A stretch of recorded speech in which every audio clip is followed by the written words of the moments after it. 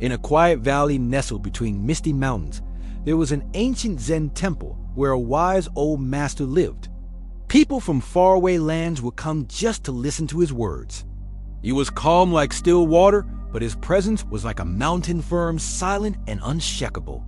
Among his many students was a young monk named Haru. He was kind-hearted and sincere, but he often felt weak. Weak in his thoughts, weak in his emotions, and weak when life became too difficult. One morning, Haru approached the Zen Master while he was raking dry leaves under a tall pine tree. "Master," Haru said softly, "I want to become stronger." The Master paused, looked at him gently and asked, "Stronger for what, Haru?" Haru looked down. "Stronger so that the world doesn't break me so easily. Stronger so that I don't cry when I fail. Stronger so that I don't run away when things become painful." The Master nodded slowly. "Then follow me," he said. The next day, before sunrise, the Master took Haru to a small river that ran behind the temple. The water was cold and fast. The rocks were slippery, and the sound of rushing water echoed through the valley. The Master pointed to a large boulder in the middle of the river. "Haru," he said, "for the next 30 days, you will sit on that rock for 1 hour every morning without moving, no matter how cold, no matter how uncomfortable." Haru was shocked. "But Master, it's freezing, and I might fall." The Master smiled. "That is the point." The first day, Haru stepped into the icy water, shivering. He wobbled across the stones, struggling to find balance. When he finally reached the rock and sat, his legs trembled, his teeth chattered, and every second felt like a war. On the second day, it rained. Cold rain soaked his robe. The wind bit his skin. He wanted to scream and run back to the warm temple kitchen. But he remembered the Master's words. That is the point. By the 5th day, his body had started to adjust. His breathing grew slower. He didn't resist the discomfort anymore. He accepted it. By the 10th day, his mind no longer focused on the cold or the pain. He began noticing the patterns in the water, the song of birds, the gentle light of dawn. He was learning to be still. One morning, after completing his hour on the rock, Haru returned to the temple. The Master was waiting. "How do you feel?" The Master asked.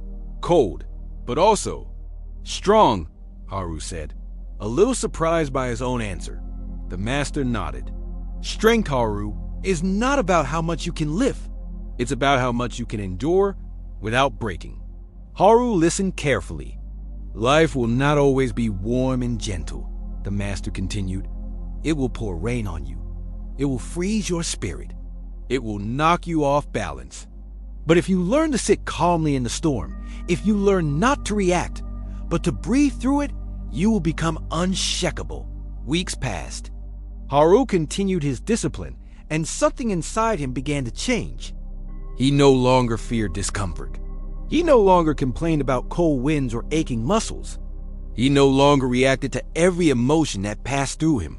He had found something deeper, inner strength. One day, a fellow monk tripped in the courtyard, spilling a bucket of water. Everyone laughed except Haru.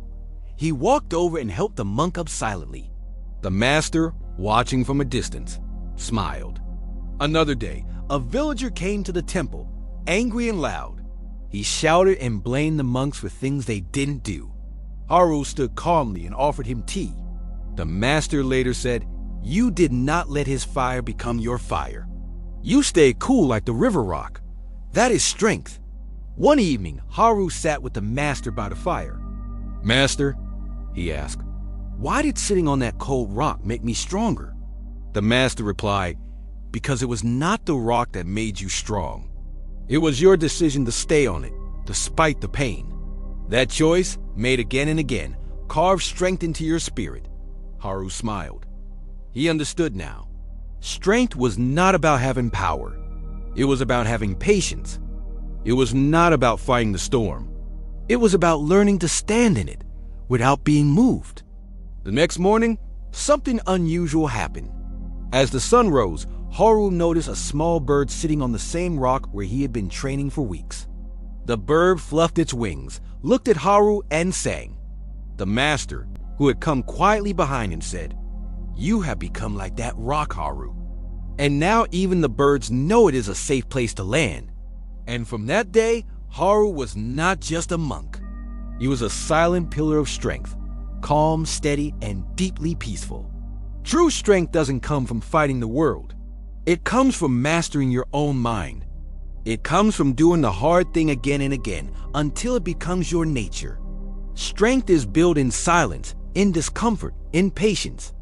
So if you feel weak, don't run. Sit on your own rock, whatever that may be. Stay, breathe, endure, and one day the storm will no longer scare you, because you will have become the storm's teacher. Dear viewers, if this story touched your heart and helped you understand what true strength means, don't forget to like, comment your thoughts, and subscribe to our channel Zen Writings for more Zen stories every week. Your support helps us bring peace, clarity, and ancient wisdom into modern life.